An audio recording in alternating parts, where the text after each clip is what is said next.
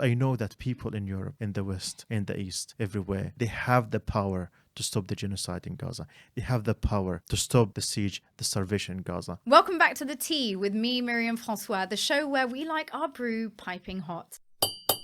Before we get into this episode, I just want to take a tiny moment to ask you to do one thing for me. Hit that subscribe button now. We are a small independent team, no big network, no corporate backing, just a handful of people who care deeply about having honest conversations and shining a light on what often goes unseen or unheard. If our work resonates with you too, click subscribe now or join us on Patreon, link in our bio. This season, we are coming in spicier than ever in a world that feels like it is teetering on the edge. It's 2025, and if you're a digital native, your feed is likely a carousel of crisis. Gaza's devastation, scrolling past nuclear threats, and advice on how to survive the pending Third World War without the safety of your private bunker. All trending as casually as the latest meme. So for our season premiere, we are cutting through the noise and centering the voices that we think really matter, starting with Gaza, where the genocide continues even as the headlines move on.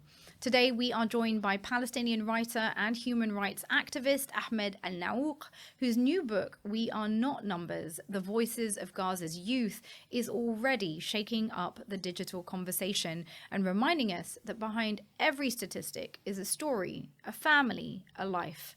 So grab your tea, share this with your group chat, and let's get into it. Season 4 of The Tea starts right now. Ahmed, welcome to the show. Oh, welcome. Thank you very much for having me. It's my absolute pleasure to have you with us, Ahmed. You've co-edited this deeply touching book, which brings together the stories of so many young people from Gaza. And I wanted to ask you about this idea that when Palestinians tell their stories, they have to self-censor, they have to filter. How much did you have to filter in telling this book, Ahmed, and why?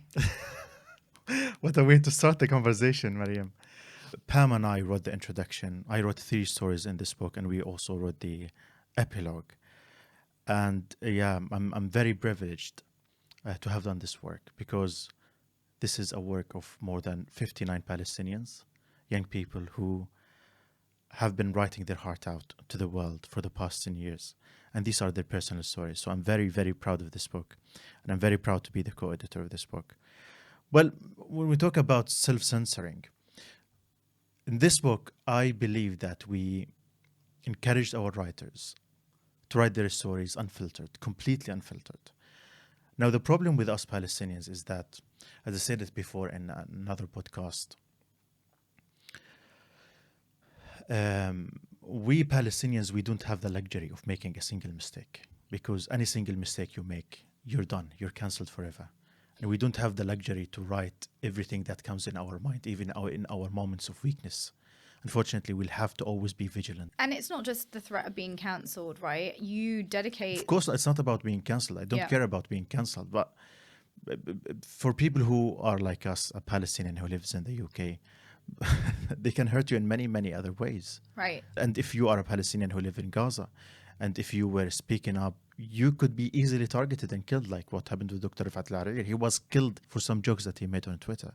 So it's very dangerous to be a Palestinian in this world. And I think that's what I wanted to get at with that question, was that you dedicate this book to Rafaat Alareer, who is a poet, a professor, God rest his soul, who, as you say, was killed by Israel in this most recent phase of the genocide. And, you know, Rafaat is someone whose influence is very palpable through the book. And I was hoping we could talk for a few minutes about him, about why he was such a monumental figure, and perhaps why he was even targeted. He was targeted because he was dangerous to Israel. Why was he dangerous, Ahmed?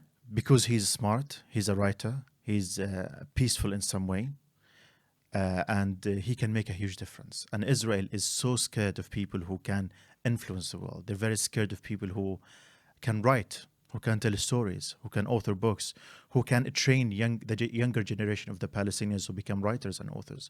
Israel wanted for the past 77 years to really sideline the Palestinian stories, to silence the Palestinians and make the Palestinian stories go nowhere. And people like Rafaat Alareer, he wasn't only telling the Palestinian stories, he wasn't only writing, but he was training the younger generations of the Palestinians to tell their stories and to share it with the world. And that is precisely why he is very dangerous to Israel. You know, I was trying to figure out earlier on, if you were around 30 years old, how many wars or how many assaults on Gaza you would have lived on. And it's like around 7, I think. And, you know, plus the... You can't count. No, but the major operations, Yeah. but absolutely you can't even count. And so how would you describe the impact on you and on people in Gaza of kind of living continuously with this threat? How do you live knowing that day to day, you know, a major shift can happen that can completely alters your life and those of people around you? Well, we have a poem in this book written by Basman al-Dirawi, and he's one of the brightest Palestinian poems that I have the pleasure of working with. And he said, I have a degree in wars in one of these poems. So unfortunately, if we want to count the major wars, I don't know what is the definition of major war, but ever since I was in Gaza, ever since that second intifada started, I forgot how many incursions, how many military invasions, how many wars Israel and assaults Israel launched against the Palestinian people.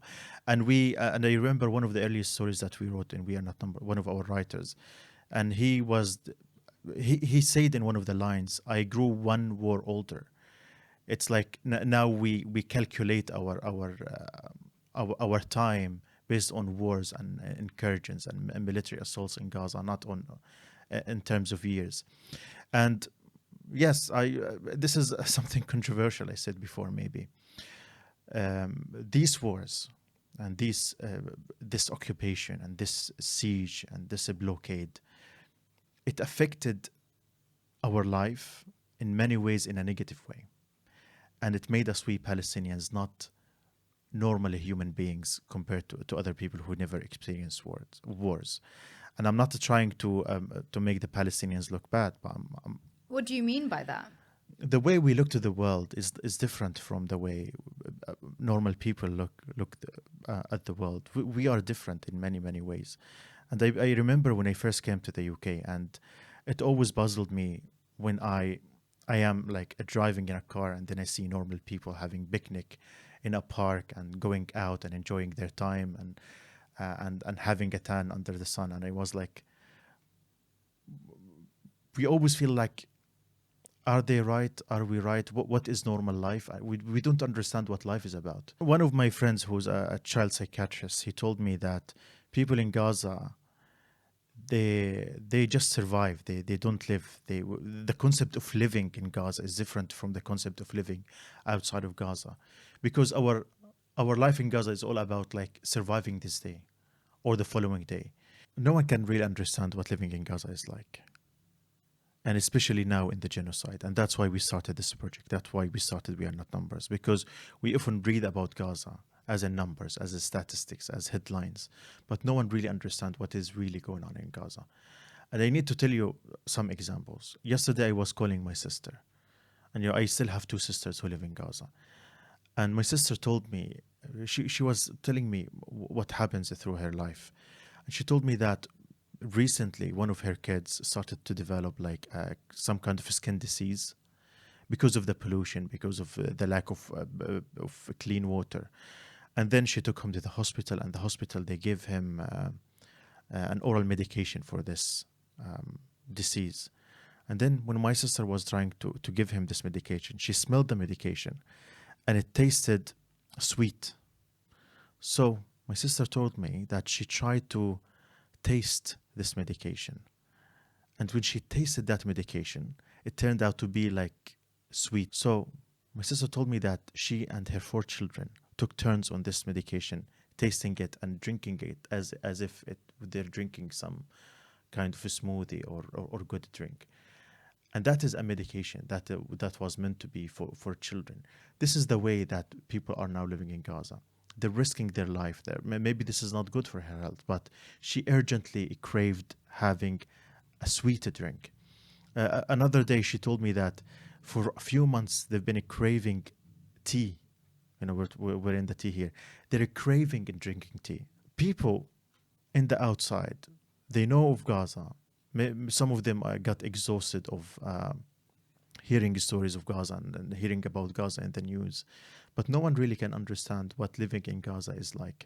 And I believe that people in Gaza will be very disappointed when they know that the people lost interest in Gaza. And if people don't really understand what's happening, it's really disappointing.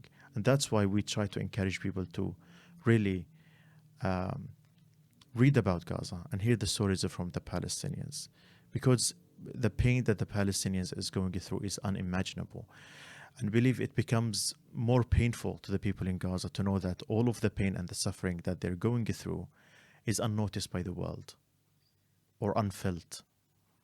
And certainly, recent events have meant that a lot of what's been happening in Gaza has fallen by the sidelines of the news headlines, if it was ever there. You mentioned there that you had two remaining sisters in Gaza. Ahmed, I want to obviously start by expressing my condolences to you, because you have lost huge 21 members of your family in Gaza. I watched a number of episodes of other shows that you'd been on where people ask you about that pain. I actually don't know what it makes sense to ask to somebody who has experienced so much pain, aside from what do you do with pain on that scale. I sat there yesterday thinking about it. I was like, I can't even wrap my head around that. I can't wrap my head around it. The pain of losing one person you love is immense. What do you do with that amount of pain? I don't want to say that I'm used to it, or this pain is numb and I don't feel it anymore, because you feel it every single day. But what can I do, Myriam? What can I do? If I want to live really my pain, I would just disappear and not talk to people, not talk to media, not work, not do anything. But we don't have that luxury, Myriam. We'll have just to keep reminding ourselves that we are living here for a purpose, that my life is not only my life. My life is the lives of the Palestinian people, and they depend on me to tell their stories and to share it with the world and advocate for their rights. So it's not up to me to really immerse myself in my pain and do what I want to do. I'm not doing what I want to do. I'm doing what I need to do for the sake of my people. And that's why I'm forcing every day in the morning to wake up. I don't want to wake up. Every day when I wake up, I don't want to wake up. I want to keep sleeping forever. I don't want to go to work. I don't want to meet people. I don't want to do anything of what I'm doing right now. But it's not up to me. So what I do with my pain, I use it as a weapon, as a vehicle to reach my goal and the goal of the Palestinians, which is liberation and freedom and justice. And this is what I'm doing with my pain right now. For a lot of people, pain of that magnitude would turn to anger. I, don't have anywhere near your connection to what's happening in Gaza, and I feel a huge amount of anger. As you should. I think a lot of people do. Do you feel angry, and who are you angry with? Anyone who goes through what I am going through should feel angry, should be angry. They should be angry about with anyone and with everyone, with everything, with the world, with Israel, with the Palestinian factions, with all those who failed us, with the Arabs, with the Muslims, with the Christians, with the Jews, with everyone. We should be angry because we have been let alone. We have been disappointed by the entire world. Everyone is watching us being slaughtered every day, and no one is moving a finger to change it. And I'm angry with that. I don't like it. But I always try to not make my anger control me or make me do stuff that I shouldn't do. I use my anger. I try to use my anger in a positive way, in a way that I encourage people, I inspire people to do some action. I will not show my anger to the world that I will not make my anger make me full of hatred, because hatred and anger are not good things. And sometimes they can be a drive for not for good, for failure. And I'm always aware of what should I do with my anger, what should I do with my pain, or should I make it control me or not. But I do not blame those Palestinians who are very angry at everyone and who show their anger and their disappointment with anyone. They have every right to do so. I just happen to be more calm than the rest of than many of other people actually. But it's not normal. Maybe I'm not normal. No, and it can be its own form of trauma response, right? I'm sure you've heard that before. You mentioned there feeling abandoned, feeling like the Palestinians have been left to die without, any effort from kind of wider communities. We've seen some efforts, obviously, the flotilla that tried to sail to Gaza and that was stopped by the Israelis. We saw the Great March on Gaza happening where, there were interventions from, I think, probably multiple authorities coordinating a sort of response to stop that also. But that was thousands of people, right, from all over the world who decided to try and head towards Gaza to break the siege. And of course, as we speak today, Zohran Mamdani has just won the NYC mayoral primary. Antoinette Lattouf won in Sydney. No one has yet managed to stop what's happening in Gaza. But do you feel that there is a shift happening? Okay, let's be completely honest and Let's clear. be honest. Let's be honest. The 12 activists who sell to Gaza, I think of them as the best of the world, as the cream of the cream. They're the best of the humanity. Millions of people have watched us being slaughtered day and night. And Maryam, I always think of Gaza as this very small strip of land. 2.2 million people live in Gaza. And for the past 20 months, they've been surrounded by everywhere, and they've been bombed and starved day and night for 20 months. And even those who want to escape Gaza, there's nowhere that they can escape. Imagine living a life for 20 months where you know that you can't do anything to prevent your murder. Not even if you surrender, not even if you want to escape. No, there's nothing that can prevent Israel from killing you, and they're killing the Palestinians every day. Even those who go and seek food, they're being shot and killed, and the world is watching. And then after 20 months, only 12 people came out to help the Palestinian people. I think they are the best, but I'm very disappointed at the world. And I believe, Myriam, that if the worlds want to stop the siege in Gaza, if they want to break the siege in Gaza, they can. People have the power to stop the siege in Gaza. If one ship managed to go to Gaza, even if they did not arrive, I'm sure that 1,000 other ships can do it. And until now, we've heard some people are organizing for another 1,000 ships, but it's not happening so far. Yeah. But I know that people in Europe, in the West, in the East, everywhere, they have the power to stop the genocide in Gaza. They have the power to stop the siege, the starvation in Gaza. And unfortunately, not much has it changed. But you asked about the elections in the US, and that's a positive thing. And I believe that the way I see the world right now, I'm not very optimistic about the current situation. I'm not very optimistic for the short-term future, but I know that in the long run, Palestine is winning. I know that Palestine is the future. And I know that what's happening in Gaza right now is motivating and inspiring the world for a change against the empire, a change against a revolution, against the establishment, the system that has oppressed. We in the West, we don't live in democracy. We don't live in a really free world. We live in a world where the few elite who has the power and authority controlling our life, our opinion, and everything.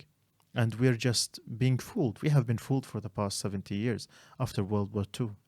And this has to change. And I think it will change, because what is happening in Gaza, the genocide in Gaza, it is cultivating a new movement. A movement not only for Palestine, a movement for justice everywhere. And unfortunately, we don't have the luxury of time and waiting. We have to start now, and we have to start big. Otherwise, more and more people will die in Gaza. More and more people will die everywhere, and more people will be oppressed. And we don't have that luxury of time. So I'm happy about the future that will come, but I want it to happen faster than the pace now we're seeing. Do you feel that people could be doing more? Of course they can do more. And what would you like people to see people doing more of? Because I think, there's it's a very important question for people to hear answered by a Palestinian in particular, because I think a lot of people are sort of saying, well, we've tried all the formal routes, we protest, we write to our MPs, we are, many people attending multiple protests to be on the streets regularly, trying to speak up about it. Is it that people need to take more risks? I love the protests. I often go to the protests and I speak at these protests, and I believe the protest is an amazing congregation of people who call for justice and freedom for the Palestinian people. They're very important. The protests have to continue. They have to go on. But at the same time, my message to these people who are going to these protests, if you think going to these protests is enough, that you're doing what you have to do by going to these protests, then please don't go to these protests. Because the protest is not enough, definitely is not enough. And we have been trying these protests for the past 20 months. As I said, I love the protests. Everyone should go to these protests, but they're not enough. We did not stop the genocide by participating in these protests only. So we have to scale up. We have to level up our action. And at the same time, we have to do all the action that we have to do. It has to be legal and by the law. And it's very important. I don't want people to risk their life, because we need people. But at the same time, I know that there's a lot of things that you can do according to the law that can stop the genocide. We have been calling for BDS for a long time. And I believe the boycott and the divestment and sanctions, it's doing well, but not so many people are committing to these causes. I've been calling to boycott the BBC, boycott the Sky News, protest at their doors. I want permanent occupations. We want permanent occupation of the parliament, of the Foreign Office, of 10 Downing Street. I want to see people there day and night, erecting their tents and staying there until the genocide ends. If we're not doing this, the least we can do is to do permanent occupation. The least we can do is to force the trade unions to stop funding Labour Party, which is complicit in the genocide, for example. Yeah. More and more people need to level up and scale up their action for Palestine, because right now, if we don't make an action, I think it will be too late very, very soon. And if Israel wins in Gaza, if Israel managed to destroy Gaza and kill everyone, or ethnically cleanse people in Gaza, I think there is no going back. Israel must not win in this. You mentioned that you still have relatives in Gaza. Presumably, they are having to try and get food in the same way as everybody else is. We've seen the replacement of UNRWA, which for 70 years was responsible for delivering aid to Palestinians, across the region, actually. They've now been replaced by this organization, the Gaza Humanitarian Foundation, which, when they are sort of delivering the aid, we are seeing hundreds of Palestinians being killed at those sites. What do you make of the GHF, and why has it been brought in to replace UNRWA, really? Simple. UNRWA was helping the Palestinian people. They were distributing aid and food and medication, education for the Palestinian people. And Israeli plan has always been clear from the beginning of this genocide. They want to destroy Gaza. They want to destroy everything that gives way of life to the people in Gaza. And UNRWA was giving a way of life to the people in Gaza. Israel, when you think, why would Israel bomb the hospitals? Of course Israel would bomb the hospitals, because the hospitals give way of life to the people in Gaza. They give them a treatment. So Israel don't want Palestinians to be treated. So they would bomb the hospitals. Why would they bomb the schools that are taking as shelter for the Palestinian people? Because they don't want the Palestinian people to have shelters, of course. And they bombed the bakeries in Gaza. Why would they do that? Because they don't want Palestinian people to eat. They want to make the life of the Palestinian people very, very, very hard. That the moment that Israel forced the borders to open, everyone would leave Gaza and live forever. And this Gaza Humanitarian Foundation, it is a death trap. Is it a branch of the genocide? Of course it is. Of course it is. It's run by Americans and Israelis, the same people who are killing the Palestinian people. And when you think about it, Israel has been claiming that UNRWA is run by Hamas, or they're anti-Semitic, and Hamas is stealing the aid. So they came up with a new way of distributing it to the people in Gaza, and we say, okay, this is the why do you even kill the people who come to receive aid and food from this Gaza Humanitarian Foundation? If that is your own way of distributing food, you should encourage people to go there, not kill them. But you know what's happening? Israel killed the people who seek aid there, because Israel is not interested in giving Palestinians food in the first place. They want them to starve. They want them to die. But they want to save face by pretending to the world that they have a foundation there that gives food to the people. So they're shooting Palestinians so that Palestinians don't go the other day, and to claim that they are doing their best to give food to the people in Gaza. But unfortunately, the Palestinian people don't have an option but to go there. And we think about it. Every day Israel killed 30 or 40 or 50 Palestinians there. And the other day, Palestinians would go again and again and again. And you would wonder, why would people go there if they're being killed eventually? If thousands of people were injured? It is because they don't have any other option. Right. Because these fathers, these mothers, when they see their little kids starving to death, they would go and risk their lives, even if that means they will die. They think that even dying, even being shot and killed, is better than hearing your children scream for food. And they do it over and over and over again. And unfortunately, Myriam, the world is watching. And accepting the smoke and mirrors, right? Because we're sort of discussing it in legacy media as if this is actually part of an aid effort, as opposed to part of the wider genocidal project. And I think that's something that I'm really curious to hear your view on, because I know you've obviously taken issues with a lot of the way in which the reporting on Gaza has been undertaken. You mentioned the BBC, you mentioned Sky, but I'm sure you could point the finger beyond them as well. You know, is there a problem in how the GHF is even being described in legacy media currently? The only way to describe the Gaza Humanitarian Foundation is as a death trap, as a tool of the genocidal Israeli state that's being used to kill the Palestinians and starve them and humiliate the Palestinian people. If you're not reporting that in this way, then you are aiding and abating the genocide. Then you're encouraging the genocide. There's no other way to put it in words. Right, by affording them otherwise legitimacy in terms of what they purport to be doing versus what's actually happening on the ground. You mentioned these criminal gangs, and of course the internet is full of content claiming that Hamas is stealing aid. But Netanyahu has acknowledged backing criminal groups, including ISIS-affiliated gangs, arming them to allegedly push back Hamas because I quote Netanyahu here, any harm to the Hamas regime serves us. Is there a sort of engineered social collapse being undertaken here? Why is Netanyahu arming these gangs?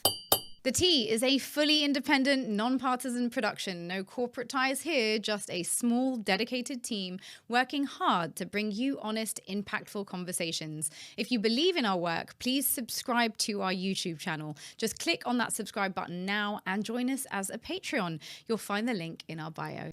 He has always been arming these gangs. You know, and I remember at the beginning of the genocide, Israel and the Israeli propagandists would always say Hamas, ISIS, ISIS, Hamas, claiming that Hamas and ISIS are the same thing, and that the Palestinian people supported Hamas and voted for Hamas, then the Palestinian people are ISIS. But now it's clear who is ISIS and who is supporting ISIS and who is really giving ISIS a protection and money and weapons and the trucks, the same trucks that went into Israel in the 7th of October. Now Israel is giving these ISIS groups the same kind of trucks. So now we would wonder why would Israel support ISIS and give them weapons? What do you mean by that? Israel always loved ISIS. Israel was treating ISIS fighters in Syria who were injured, and we all know that. And Israel loves ISIS, and Israel loves when Palestinians are too extremists, because they want to portray all the Palestinians as these terrorists and extremists. But at the same time, in real time, these people are not even religious. This ISIS group in Gaza, they're not even religious. They're not even claiming to be good Muslims who are protecting Islam as ISIS would usually do. They are drug dealers. And they have been imprisoned by Hamas because they were drug dealers, because they were caught having um, a huge amount of drugs and they were distributing to Gaza. And they have always been supported by Israel. Israel is engineering this social collapse. They have been known for a very long time to be supporting drug dealers in Gaza, giving them drugs so that they destroy the Palestinian people.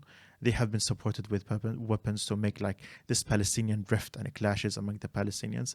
And now during the genocide, from the very beginning, they have been instructing their collaborators and ISIS, Israeli-backed ISIS, to go to these humanitarian convoys to steal it and to destroy it. Why? Because they want the Palestinians to starve, because they want the Palestinians to be angry, because they want Palestinians to fight with each other. Yeah, it's interesting you say that, because I still feel that this sort of the hasbara, the spin, the kind of Israeli attempts to kind of constantly control the narrative around what's happening is still working to some extent, because we continue to see sort of a legacy media obsession with Hamas. Despite the fact that we know that in many ways Israel facilitated Hamas rule by allowing the entry of funds to them during their time of rule. And we also know that that was kind of an attempt to weaken the PLO. We also know that Hamas has offered to step down in the last month or so in favor of a technocratic government in exchange for a ceasefire. That hardly made the news, and Israel clearly did not accept that. So if Hamas has agreed to step down, and the Israelis claim that this is all about Hamas and Hamas no longer being in control, why don't we have a ceasefire, Ahmed? Because simply Israel does not want a ceasefire. And Israel, maybe I can dare to say that Israel does not want to see the total collapse of Hamas, by the way. Netanyahu was very insistent that he wants to support Hamas by the Qatari money that goes to Gaza. They wanted to see that, because they want to keep the Palestinians separated from each other, West Bank and Gaza. And even in the 70s, by the way, they were trying to support Hamas to overcome the PFLP. That was the Israeli way. I'm not saying that Hamas is a direct product of Israel and Israel loves Hamas or Hamas loves Israel. Of course not. That's not the case. But Israel always wanted to encourage the separation between the Palestinian factions from the Palestinian people, because that serves the Israeli interest, definitely. And that's very unfortunate. So why is Israel doing this? Because Israel does not want a ceasefire. Israel does not want to see a total collapse of Hamas. Israel does not want their hostages back. And it's not a claim, it's a reality. Netanyahu does not want his hostages back. Netanyahu was killing his own hostages. Netanyahu was killing his own people on the 7th of October by the Hannibal Directive. That is not me, a Palestinian, trying to throw some claims here or there. This is facts. Israel wants a ceasefire only when there are no Palestinians in Gaza at all, when all of Gaza is completely destroyed. Israel thinks of this war or this genocide as an opportunity, an opportunity to get rid of the Palestinians, all the Palestinians in Gaza, for now in Gaza, and then we'll go to the West Bank. And I don't think Israel will want to end the war, the genocide, before that objective is completed. We know that there have been some of the largest land grabs in the West Bank over the course of the last 20 months. It's been a real opportunity, whilst eyes were on Gaza, to grab even more territory within the West Bank. And now there's news of a tunnel being built, basically connecting the West Bank to Jerusalem, which I think would essentially ensure that all Palestinians between Jericho and Jerusalem would essentially be, ethnically cleansed. And it would also make as you say, the connection between these populations a lot more tenuous. And so simultaneously, and it sort of feels like a pattern. Tell me, I'd love to hear your thoughts on this, but it feels like almost like a pattern where every time there's a talk of some sort of a Palestinian state, which we've seen a number of European leaders calling for, that discussion is happening simultaneously to the geographical erasure of any potential Palestinian state. And so I'm curious to hear what you make of these calls that we're hearing now increasingly for the recognition of a Palestinian state, or the more recent EU-backed initiative to discuss a two-state solution, when the reality that we see on the ground is of a very fast pace and increasingly fast pace physical disintegration of that, even as a geographical entity. Well, in Israel now we see fascism is on the rise. Now we see ministers in the Israeli government who are complete fanatics, fascists, whose own purpose of life and joining politics is to grab lands and to annex the West Bank. Now, if you study the Israeli psychic, they're very interested in the West Bank. The West Bank for them is very, very important because they have this kind of, I don't know, the Judea and Samaria idea. Judea and Samaria idea. And for them, the West Bank is way more important than Gaza. So it has always been very clear that Israel wants to annex the West Bank and all of the West Bank. And even at the peace talks after Oslo, the settlements did not stop. They have always been consistent. They have always been building new settlements. They have always been swallowing more Palestinian lands in the West Bank. Yes, there are some states who are recognizing Palestine in Europe, but I believe that is only just to save face. Like they want to pretend that they're doing something for Palestine after they have watched the genocide. But I don't think that can actually change the facts on the ground. Israel is determined to annex the West Bank, all of the West Bank, and to ethnically cleanse the people in Gaza. And the more states recognize the state of Palestine, the more Israel will take more lands. And in the middle of the genocide, everyone will be focused on the genocide in Gaza, and they will forget that there is an active plan of ethnic cleansing in the West Bank, active plan of annexation, and it will continue. And I believe if people really want to help Palestine, these European countries, they should do something more effective than just recognizing the state of Palestine. I wonder what you make of the argument I've heard floated in some spaces that actually the push to restart this idea of a two-state solution is less actually about preserving Palestine and maybe actually about preserving Israel at a time where its existence has never been more contested among younger audiences in particular. I actually lean towards this idea, to be honest. I don't know.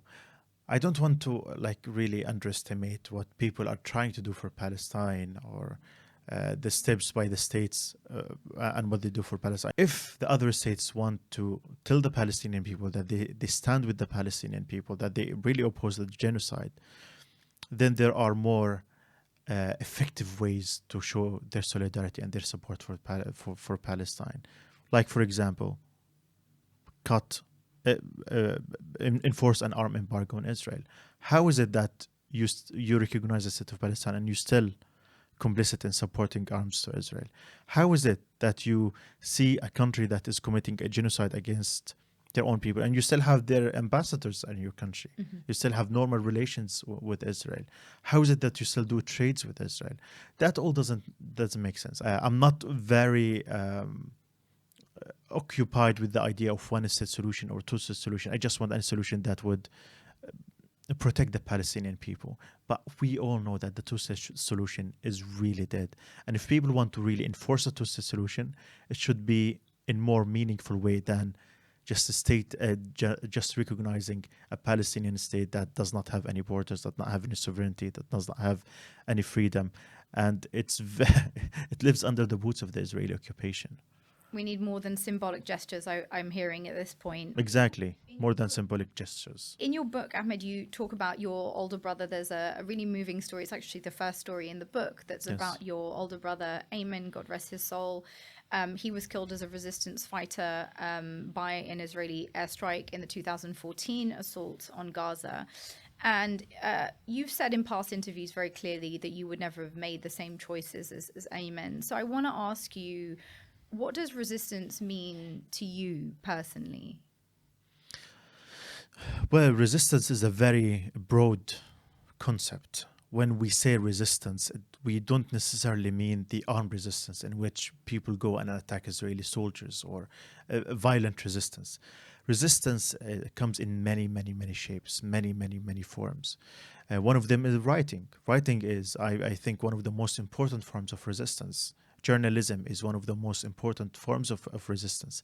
Telling the Palestinian stories, art, sharing the culture of the Palestinian people, and also resilient on the Palestinian lands is a form of resistance. All of these are forms of resistance, and we Palestinians we should protect our right of resistance. Do you think that when you are, because I've seen you interviewed on a Yeah. number of different shows where, despite kind of acknowledging that you'd lost 21 members of your family and more, I'm sure, injured and still going through the genocide, the question of being asked to condemn Hamas comes up again and again and again in these interviews. When you are asked, do you condemn Hamas, Ahmed, what is really being asked? They want any statement from a Palestinian who lost his family that would justify the murder and the genocide of the Palestinian people.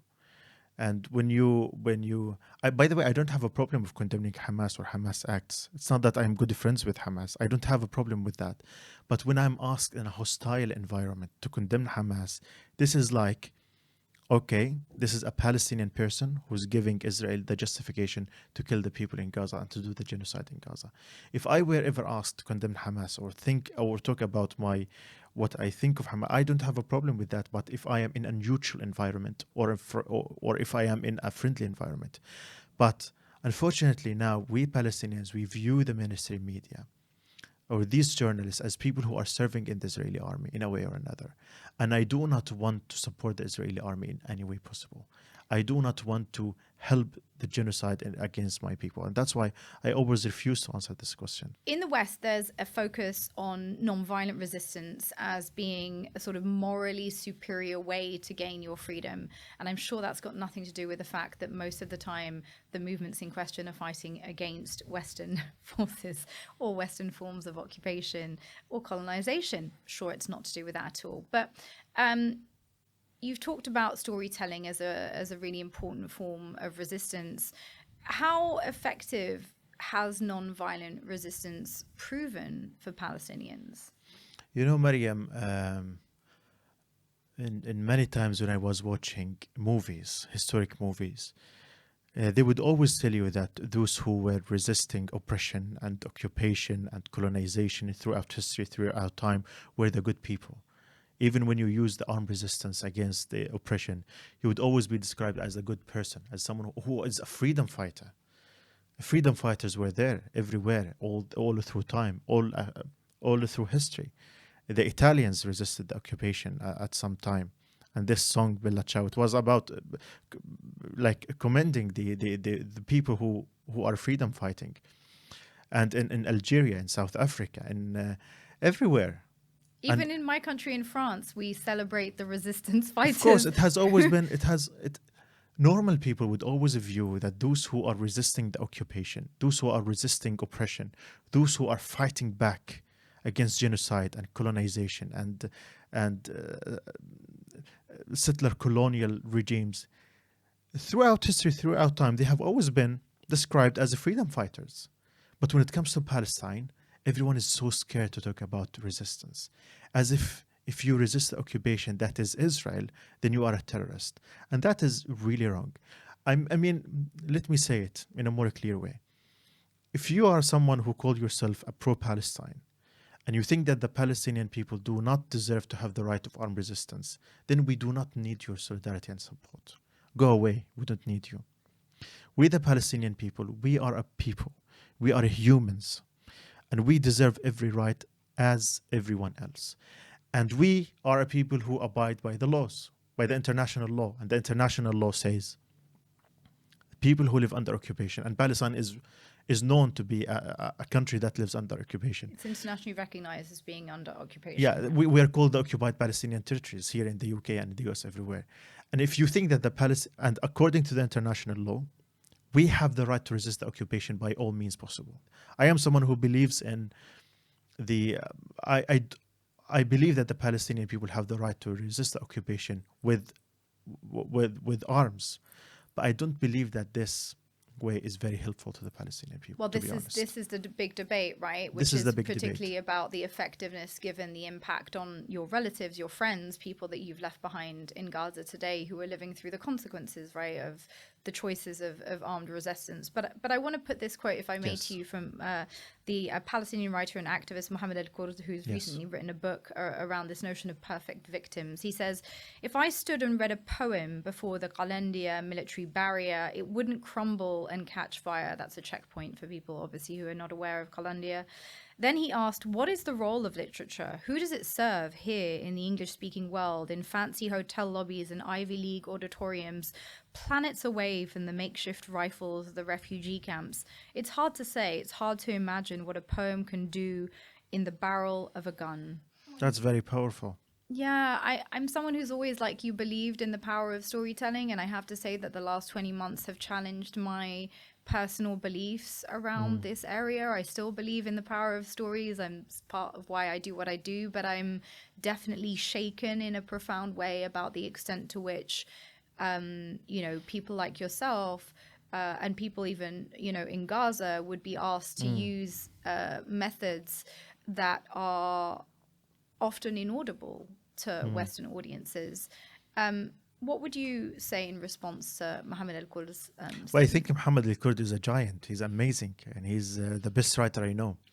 And he's a friend of mine. I love him so much. He's amazing. And what he's talking about is very reasonable. It's very realistic. I mean, it's right now, if you live in Gaza under this genocide and tell the people in Gaza writing is a form of resistance, they would laugh at you.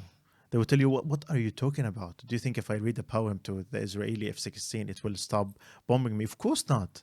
Of course, right now we are in a position where writing and all of it's not going to stop the genocide, especially as we're dealing with this genocidal maniac army that is intent to killing all the Palestinian people and every one of the Palestinian people, especially the young people, by the way, because they think of them as future terrorists, as they think. Yeah, I don't disagree with Muhammad. Muhammad has all the right to say and to write whatever he wants, and I love his book, Perfect Victims. But one thing I want to say, I'm not saying that there is one form of resistance that we have to adopt and go forward with it. I would never pretend to believe that writing is the only meaningful and effective way of resisting the occupation. That is bullshit. I'm sorry. I want to put another statement by another intellectual giant here from the African-American civil rights movement. Assata Shakur once said that nobody in the world, nobody in history has ever gotten their freedom by appealing to the moral sense of the people who were oppressing them. Whether that is, as we've just mentioned, the Black civil rights movement in the US, South African apartheid, Ireland, in all these struggles, we have a dominant resistance embodied by the people, typically, often actually non-violent. Just the fact of existing as a Palestinian or as a person under occupation is resistance, as we know. But there is typically also a militarized wing who keep pressure to ensure that the occupiers or the colonizers have to come to the negotiating table. What do you say to this idea? I love this conversation with you, Myriam. Thank you, Ahmed. Well, here's the thing. Anyone who claims that appealing to Israel will give you a right back is an idiot. Appealing to Israel, to the oppressor, will never give you any rights. These people do not see you as a human being to begin with. They see you as an animal who just needs to be destroyed and ethnically cleansed from Gaza. But when we talk about the peaceful resistance, we're not talking about appealing to the oppressor. We're talking about using every means, every pressure against the occupation. I was walking through South Bank the other day and I saw a big bust of Nelson Mandela, a hero of the anti-apartheid movement. Do you think one day we'll see the bust of a Palestinian leader in central London representing what I'm sure by then will be a very whitewashed version of the Palestinian liberation struggle? 100%. I see it happening. It will happen. Now, the majority of people here in the UK, they support justice and freedom for the Palestinian people. And every day, things change, and it will change. And they see it will happen. But the question is when, Yeah. not whether it will happen or not, but when. And I really wanted to happen right now. I don't want to wait, because the more time we wait, the more Palestinians will die. Right. And at the moment, what do you make of this move to seemingly isolate Netanyahu and Ben Gvir from the wider picture of Israeli accountability? I'm sure you've noticed It is this. an attempt to save Israel, because the problem is not Netanyahu. Only an idiot would think that the problem in Israel is Netanyahu. The problem is all of the system in Israel, and all of the system that is behind Israel. The system that sees different people better than others, different people more superior than others, people who back Israel and people who support Israel from within. All of that system is flawed, is problematic. And now, because everyone is seeing that the ship is sinking, they want to make it's only Netanyahu's problem. So tomorrow we will replace Netanyahu and Israel will be an amazing safe haven for everyone. No, this is not going to happen. You'll have to crush the apartheid in Israel. You have to destroy that system. If you don't, then the problem will persist. And I have to tell you, those who killed my family, the 14 kids in my family, it was not Netanyahu who pulled the trigger. It was a chain of personnel, leaders and pilots and militants who took the decision to kill my family. Netanyahu did not pull the trigger when they kill hundreds of Palestinians who are seeking aid and the Gaza Humanitarian Foundation distribution centers. It was soldiers on the ground. And all of that system is flawed, it's problematic, it's racist, it's dangerous, and it has to be stopped. It has to be brought to a halt. The problem is not only Netanyahu. Netanyahu is only the face of the problem. And saving Israel will require to sacrifice Netanyahu to put another face of it. And I don't accept that. For a long time, the Palestinian cause has been a central issue in the Arab public imagination, right? It's been one of the most unifying causes, I would argue, amongst the Arab and Muslim world. But when we look at Gaza today, and even what's happening in the West Bank, what's happening in Palestine across the board, we see isolation, right? You mentioned this earlier on. We've seen several Latin American countries, Brazil, Bolivia, Chile, Colombia, who have publicly recalled ambassadors to Israel or downgraded their ties, but not a single Arab state has done so. What do you make of that? I know that the Arab people, all of them, their hearts are with the Palestinian people. Listen, I've been to Egypt. The Egyptian people are the nicest people ever. I love the Egyptian people, and I've been in many different other countries, and they all love Palestine. I know where the hearts of the Arabs are. They are with the Palestinian people, and they hate the oppression and they hate the occupation as much as we Palestinians do. But I'm just disappointed that the least that the governments can do is to end their normalization with Israel, to cut their diplomatic ties with Israel. And I understand that they can't go militarily and save Gaza. I know they can't. But at least show us that you care about us. Because right now, I'm disappointed. So, according to Dr. Imad Kehab, the Director of Research and Analysis at the Arab Center in Washington, the abandonment of the Palestinians is directly related to the Arab governments becoming more authoritarian and their continuing political and economic dependence on the United States. Do you see a connection between this sort of, reworking of the region over the last few decades, where we have seen, post-independence in the Middle East, from the 1960s onwards, the emergence of, essentially Western-backed dictatorships across much of the region, and the extent to which that is now decoupling national liberation struggles, people's attempts to kind of survive under authoritarianism from the wider Arab liberation movement, of which I think Palestine was often seen as the front line. I just wish that the Arabs, the Arabic regimes, really see Israel for what it really is.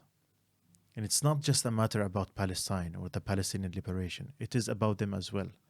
When Israel is done with the Palestinians, they will come for the Arabs. They will come for Egypt. They will come for Jordan. They will come for Syria. They will come for Lebanon. They have come for Syria and Lebanon. But they will come even more. is the Israeli ideology, the Zionist ideology, is not that they're content and settled with what they have. They have expansionist colonial ideology, and they want to expand and expand and expand. And Israel, they will never rest until all the Arab regimes, all the Arab countries are not settled. It is not in Israel's interest that they have powerful, strong, independently independent economies with the Arabs. They will always want to destroy the Arab countries. They will always want to destroy the Arab stability.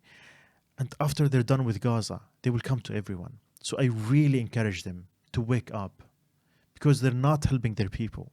They're not even helping themselves by standing by. And unfortunately, the Arabs are now standing by. They're not doing any meaningful thing to stop the genocide. They're not doing any meaningful steps to stop Israel. So I want them to wake up. Final question to you, Ahmed. There'll be people who are watching this who will be wanting to take their cue from you on what more they can be doing. They're here in this country, they're protesting, they're writing to their MPs, they are trying to boycott. You know, what more would you call on people to be doing at this time, given what you've urgently laid out in terms of this is not abstract, this is not happening in the future, this is happening right now? Do you know what I want people to do? I want them to close their eyes and imagine for a moment that what's happening in Gaza right now is happening to them, that they were in the shoes of the Palestinian people, that the starvation is their starvation, that the children who are being killed and starved in Gaza are their own. I want them to imagine that for the past 20 months, they have been living surrounded by everywhere, from everywhere, and they're being bombed day and night. That for the past 77 years, they have been deprived of their freedom, of their sovereignty, that they are living under brutal military occupation, that for the past 18 years, they have been living under brutal siege and blockade. I want them to imagine, if they were in that position, what would they want other people who are watching them to do? And then do what comes to your mind. Ahmed, thank you so much for sharing your story and bringing this incredible book to the world. Thank you very much for having me, Myriam. Thank you, Ahmed. And thanks for being with us today. We hope this conversation gave you something to sit with, question, and carry forward. Here at The Tea, we are all about spotlighting voices and stories that don't always get the mic. If that matters to you too, you can support us by subscribing, sharing this episode, or joining us on Patreon. Stay tuned, stay striving, and keep the conversation going in the comments below. And remember, in a world on the brink, your attention is power. See you next time for more stories that cut through the noise. Thanks for watching The Tea. Please remember to like and subscribe. And if you've made it this far, why not keep going and check out this episode?